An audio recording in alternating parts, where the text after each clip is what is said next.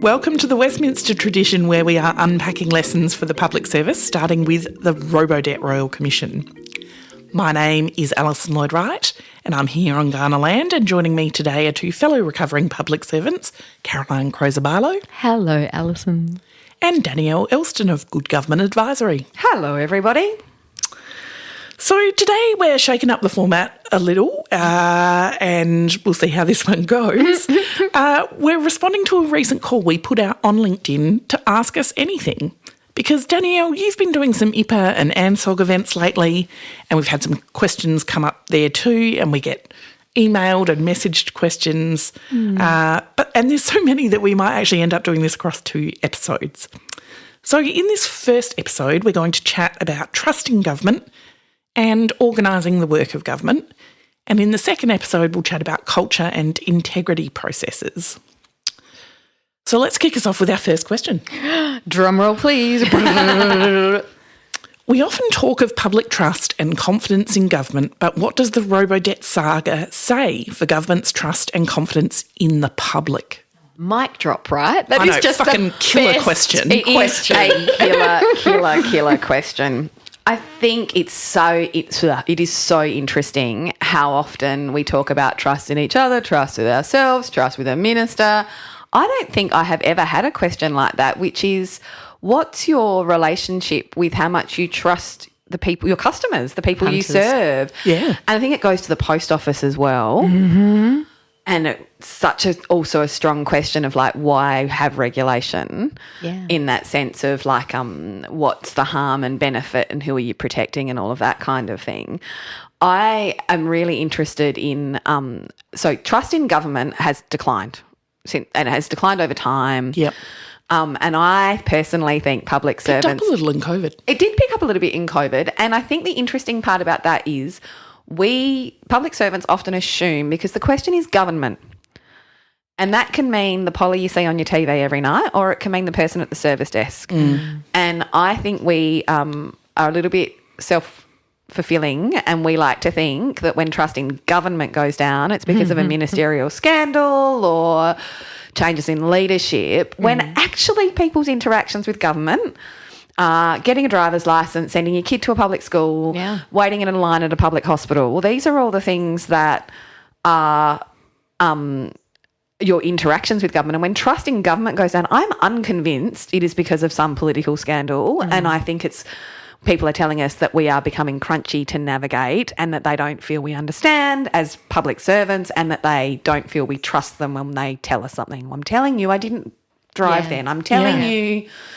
I need truth. this. I need this. Yeah. And I have a disability and I require this level of support. I really did work that much that week. All of those types of things. And I think that is, and, you know, I really did balance my till. I am not taking money out of it. I like all of those types of things. And so I think it's I would like to see firstly that research and polling be separated or define government, because I think it's so easy for us to pretend it's bad ministers and not us, and I think it's us. And I am like absolutely now compelled by the idea of how many people think it's their responsibility. And I think in a post-COVID global environment where truth is less interesting, stories and emotive arguments are becoming facts, where are our responsibilities to ballast against that in various institutions? Yeah, I think it says poor, I think it speaks poorly to the government's level of trust and confidence in the public. Absolutely. In general. One of the things I was reflecting on is the different approaches that we had in different states and territories during COVID, some of which were much more regulatory and enforced, and others did start from a position of kind of high confidence and trust that people would do the right thing for the right reasons, and didn't necessarily find the need to ban or expiate certain behaviour so much as just really encourage people not to do it. Next question? Yeah. All right, our next question comes from David Wainsborough, who sent us some excellent reflections on the idea of trust in government. He reflects that public servants haven't necessarily engaged with the evidence about trust and what builds it. He reflects that trust involves both rational and emotional components. Where have we seen trust built and trust lost? I'm not convinced I've read the evidence about what builds trust. In fact, no, let me rephrase that. I know I haven't. I know I have not read it. I'm not convinced, as though I wouldn't know. I think that's really interesting, and I really find it interesting that it's emotional. The argument is that it's emotional, because I'm not sure I would have necessarily I consider it like a good service. Believe me is an emotional thing. But I think that there's an element there that's about good faith that is lost in so many circumstances at the moment. I mean, he's coming at it from a really regulatory background. So he sort of talks about how often scientists are like, right, well, we need to go and reduce, water take from the River Murray because otherwise X. And there's a range of people who think that, like, if I just put enough facts in front of you, you will trust me and think that that is, like, the right answer. And you need both facts and a sense that, and he does talk about in that kind of emotional kind of context, he talks about a sense of good faith, a sense that you are in this with the person, not doing it to the person. It's all those kinds of things.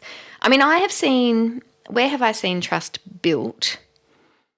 That's a really interesting question. Lost seems easier to come by. Yeah, where have we seen trust built? I think it's also about being honest in a way that is sometimes uncomfortable for public servants with the public or stakeholders. I recall doing a very sort of long consultation with a group of people who were very cynical, and they're like, we know you have one already.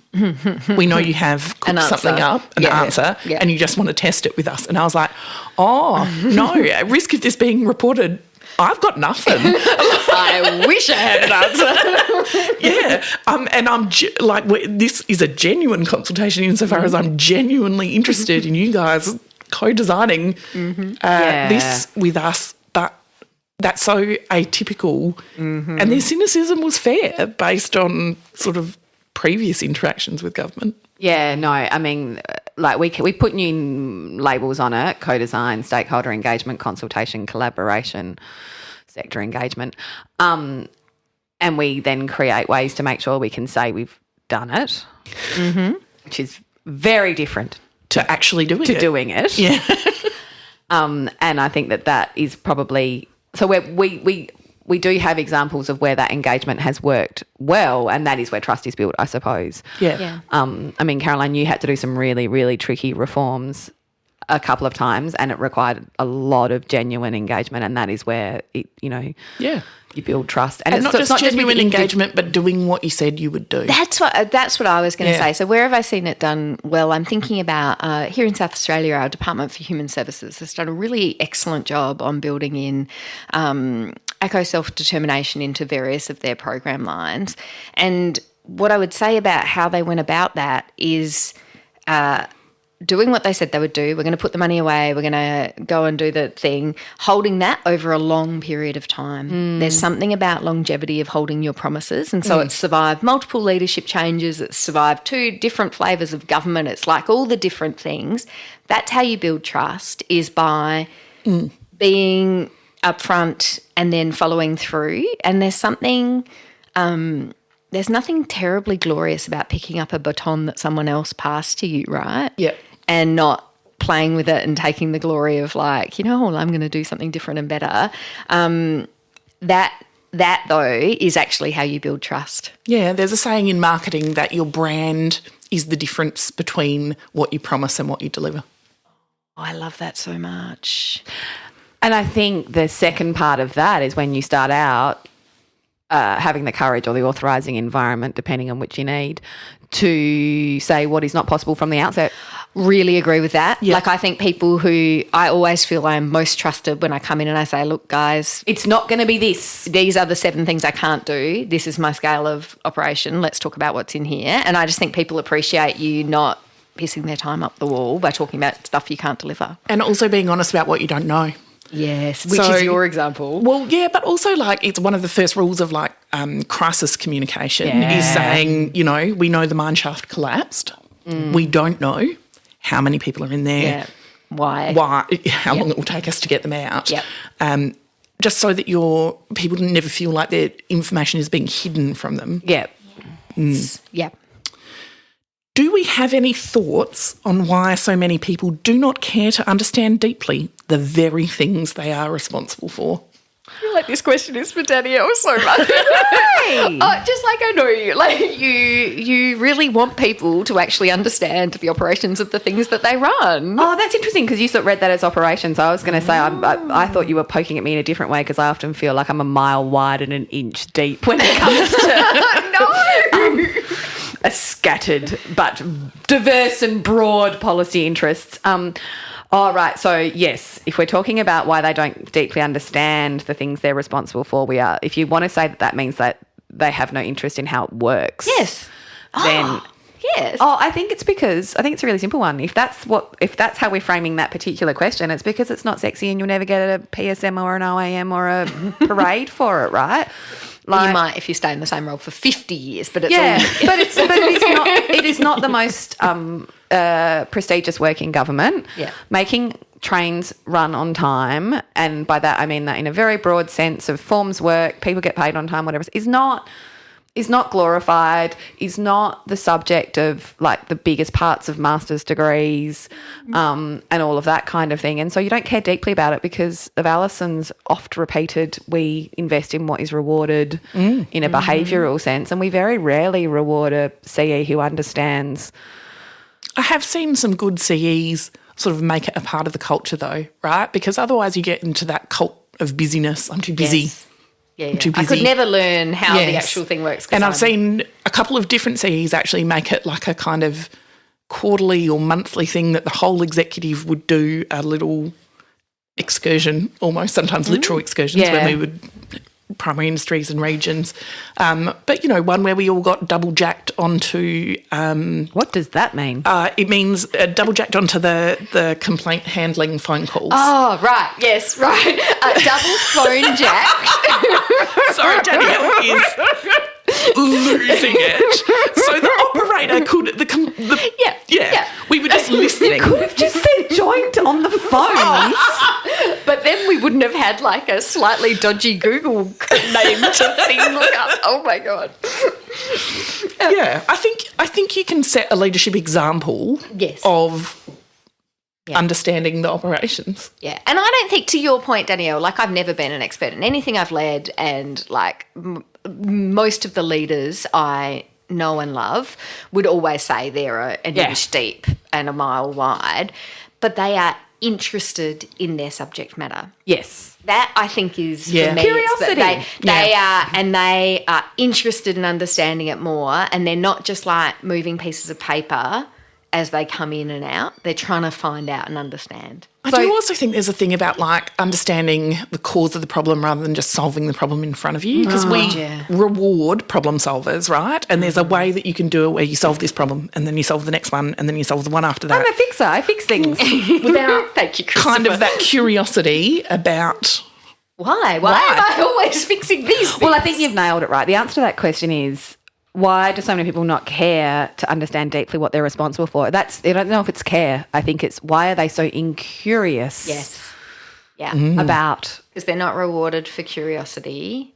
They're rewarded for fixing and other things. And because if you're curious... And big reforms. And I mean, sometimes obviously that's named as a value. I mean, yes, sorry, on the wall, along with the urine dehydration poster, is curiosity. But I think also the other thing I'd say about it is that it's because if you are curious, you can get pushback from your teams. Like words saying out loud, you know, some teams might say, oh, well, you're micromanaging and you shouldn't be into the thing. You might also discover something you then have to fix. And that's not super don't fun. go lifting up rocks if you don't have much time to fix things. Exactly. So I think there's some reasons. So that's a good transition into the questions about how we work as government. So we got this great question. Silos in government are critical to good governance and clear lines of accountability, yet are also the greatest risk to systemic failures such as robo-debt. How do we balance integration with the necessary silos? Hive mind. I think this one's tricky. I'm going to throw to central agencies. I The lazy woman solution. I mean, it is a role for the central agencies, genuinely, to integrate that kind of whole of government position. And they were kind of strikingly absent from Robodebt. Oh, God, yeah. 100%. 100% strikingly absent. How do It's also the cabinet process, right? Like, it's not just on public servants to perform that integration. It's on ministers together in the cabinet room. Yeah. I mean, I think it goes without At saying. a high level, obviously not every Yes. issue. Yeah. I think it goes without saying that we would argue that one of the ways around those silos is cross-agency collaboration, looking at it from the citizens' perspective is in they don't care which bit of government it is. They Or are- no. or have an interest. They're just trying to live their lives, and that we have to think like them. And if that means that there are three of us involved, work together. So I think some of that goes without saying is at a practitioner level and at a leadership level. Like, I was joking, but I think there is a cabinet and a central agency. They have to drive the idea that that is happening underneath them. Yeah. Again, we reward what we see or whatever else. If there's no benefit to going, this is mainly me and I will be held accountable for it, but actually really it intersects with other silos and we need to all work together. If there's no kind of, that was a good idea, you fixed it properly instead of just I kind do of also sticky-taping think it. there's a duty on us as public servants, particularly at an officer level, to form relationships Yes. of trust Yes. and networks of trust with companion agencies or more accurately, people Yeah. in those companion Yes. agencies Yeah. and be able to have uncomfortable conversations I couldn't agree more. about what our minister wants versus what we think might be useful and And how what we your could- minister might want and what and your how we minister might might want and how find- we could. And thinking back to an earlier episode where we talked about, being directed not to engage with another agency, Mm-hmm. you sometimes need relationships of trust that can overcome that. Agreed. And I think we need to role model how to build those relationships. Like my most recent agency was education, which is kind of famously hard to engage with because it's as someone once said, it's so big it makes its own weather. Whose job it was to get the externals to engage in education. Oh, yes, that's right. That was in fact Daniel's job. Like, because it makes its own weather, right? Like, it is really hard to engage with. And that's not a kind of sort of criticism. Health It's just is very similar. Yeah, exactly. So big that it's hard to do. I guess one of the things I think leaders should do is actively role model what it looks like to collaborate with other agencies. Agree. And I think, and my starting point on that, just 2 tips for people who are interested in this. 1, give before you ask. Yep. I will never forget that when I was at Environment and we were doing tricky work on energy and renewables and whatever, and and we had an interest. We were trying to promote a climate change agenda, and we went knocking on the door of our renewables area, and I mean the poor things. There were like 2 of them, right? Like there was just nobody there, and I could have gone with an ask, but my boss said, "Why don't you go and ask them what they need?" Yeah. And we gave them a person, and suddenly they had capacity to talk to us and help. Give before you ask, right? So one thing is always give before you ask. Piece of advice. And then the other thing I think is always assume that they are acting in good faith and for the same outcomes as you. Yep. Yep. And I want to add a third one. Never assume you understand their authorising environment Exactly if you haven't right. if you don't know. Yeah. Which you often will not know. Yeah. So I I also reckon that's practice kind of a radical transparency of disclosing things that Oh, absolutely. were perhaps risky for me to have disclosed, Yep. but if we're not all operating from the same starting point, why bother? I just think it is extraordinarily powerful to share information. Agreed. Yeah, Yeah. really encourage everyone. There you go. There's some tips. We came up with some handy hints. All right. One of your favourite topics here, Danielle. Operational policy is so often seen as just the plumbing, downstream of strategy, and if not unimportant, at least not worthy of attention. How can we build regard and respect for Colleen's technical and operational expertise and more regard for great implementation? Develop a pipeline so that people in operational areas end up the boss in other areas. Yeah. I am increasingly... So I have a particular, and I think it probably will come up in other spots too, around that first in family or the way to get into the service now is through service jobs, and we don't have a good way of moving people. Like, who says that an orderly at health may not be our best future policy officer, but perhaps hasn't had an opportunity because of various circumstances to do the 17 layers of requisite training and higher ed that we require. Higher ed, I enjoyed Kamala Harris's commitment recently to remove the 4-year tertiary qualification requirement for federal jobs. Bravo. Yes. Yep. And so I think part of the answer is, look, I don't think we can, the old style of mailroom is gone because we've digitised and changed our processes. So it used to be that you could have a wedge at the bottom of the service that was good for people to enter without skills and then build them and then we could invest and build them. That's less easy for us to do just structurally because we don't have tea ladies and we don't have mail rooms. What we do have is call centres and desks and service desks. We do have. And you don't need skills to get those roles, and I don't think we walk around the floors of those roles thinking there's a future CE of Treasury or a future, under Treasurer or a future DPC head in those rooms. I think we look around the policy parts of the world at the people who came in with a degree at a 3 or a 4, and we think that's where the track is. So the answer to that is, if they're over there and stuck and have no chance of broad leadership opportunities, then we won't take the plumbing as seriously as we could. Absolutely. And so I think that needs to be, I think we need a massive shift to be looking for our future talent in our operational service delivery parts of the public service. I also think we need to recognise and reward, right? So you've heard me rant about various awards systems before, but we need to typically the types of projects and people working on the projects that win your, departmental awards are your big, sexy, new innovations, policy initiatives. No one from finance ever wins an award at the departmental award show. How do you make it so that you're valuing behaviour and values rather than the opportunity to work on something big and sexy, which is in some ways its own reward? Agree. All right, 2 more questions. A lot of times central agencies lack transparency to service departments. How do you think this culture can be improved? There's a lot of resistance, I feel, sometimes within teams to share more information or gatekeep what they do know. I mean, I think you answered this before, Alison. And you really, here we go, I'll blow some smoke up your ass. You really exemplified this in your role in DPC. It is about learning from doing it that it's not that dangerous to share information with colleagues. I also used to make my teams do time in field.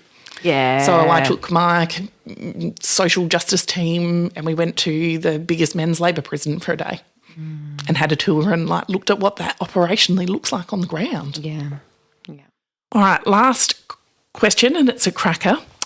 Francis asks us, we have much to learn from failures of the past, but what have you learned along the journey from public sector successes that you've been involved in? What went well and why? Look, I've got one that I'm on a promise with Caroline to develop a proper series for the pod on, and I wasn't involved in it, but I did. It was my first policy area, but I wasn't involved in it in its infancy because the age won't work, but it's actually HIV policy in Australia, which I still think is the standout of ticking every box for public policy development. I honestly can't think, even though we've got Medicare and the NDIS and deregulation that changed the economy, I still think at a purist policy case study, HIV policy in this country in the 80s, and the reasons it is the thing that worked so well was it had all the markers of what we want to have happen. So there was absolute trust it was embedded with the community. The community were driving and leading, but they had respect for the government and the government had respect for them. So there was none of this. Because they had an amazing minister, right? I had an amazing minister, but and so all credit to Neil Blewett. I don't want to in any way. And there was more to it than that, and including in the public service and including in the community. So they had an excellent community and a community of really smart people, as well as the public service, as well as having a cracking minister that created an authorising environment. crazy idea. They operated off of the evidence and moved and changed the policy as the evidence moved and changed. And they did so unapologetically and really clearly. Which I think actually also characterised the COVID response as well. agree. And is part of what made that a successful approach. I agree. Agreed. And they were really prepared to be brave. So, like, we know what the community needs. We know what the evidence is. We know what's going to work. We accept that for a number of members of the community, this will not feel comfortable and they will find this really difficult. But that doesn't mean for 1 second that any of it is wrong. And so off we go, like, bravely and boldly into the future. And so, I mean, since PrEP and PEP, it's less, I think there are people who are less clear as to how successful Australia was. But, I mean, right up until the mid-2000s, the leading cause of death for American women under 50 was HIV. Wow. In Australia, it never, and I can go and look up the date, but that went on for quite some time. But in Australia, because we used very COVID-esque contain, capture, contact trace type ideas, and we did so quickly without regard for like political uncomfortableness. HIV was very contained in Australia always, and then once it was contained, then we were able to implement as many public health measures. So I really think that I just want to finish with that. Because we work on failures, people sometimes think we don't think the public service does great work. And so Obviously we do. I am deeply invested in the everyday successes of all the work that the public service is currently doing. And in answer to the actual question, HIV policy in Australia is my number one success story, and that is an asterisk and a note to all of those for whom that policy didn't get there in time, many of whom I had the kind of fortune to spend time with. On a related note, again, not one I worked on, but one I think about a lot, especially when I go overseas, as I did recently, is how successful Australia's public health measures to reduce smoking have been. And if you think about that from a policy perspective, it was like a multi-departmental, multidisciplinary, right? Yeah. Like it's the excise, it's the local you can't smoke in government rules. restaurants, it's the plain packaging and the warning and patience as well about how long those things took. Like what I like about it is there's not like one silver bullet. It's a constellation of things, and it took a while. Yeah. And also an interesting thought exercise is how much is it eroded now with vaping and other things. Like it was for such a long time such a success, and how is it that it has kind of so easily, like I think young people now either smoke or vape more than they ever did for decades. Yeah. Like how is it that we've lost that momentum?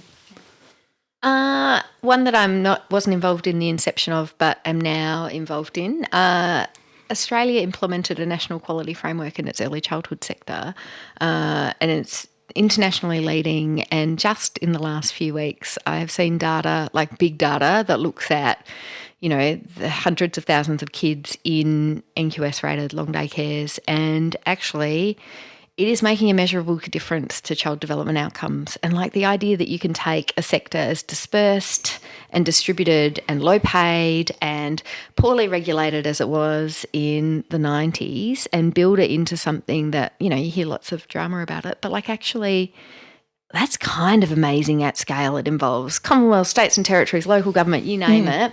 And again, it's that vision, persistence and a range of people in it who didn't give up. Yeah. Patience, tenacity, energy, ambition. So thank you, Frances. We were able trust to and honesty. Yes. answer 3 excellent policy successes that we, in fact, had absolutely nothing to do with. I mean, we could talk about the great things we did. But, All right. Till next time. Just some appropriately bureaucratic disclaimers. While we've tried to be as thorough in our research as busy full-time jobs and lives allow, we definitely don't guarantee that we've got all the details right. Please feel free to email us corrections, episode suggestions or anything else at thewestminstertraditionpod@gmail.com. Thanks to Pampot Audio for our intro and outro music. Till next time.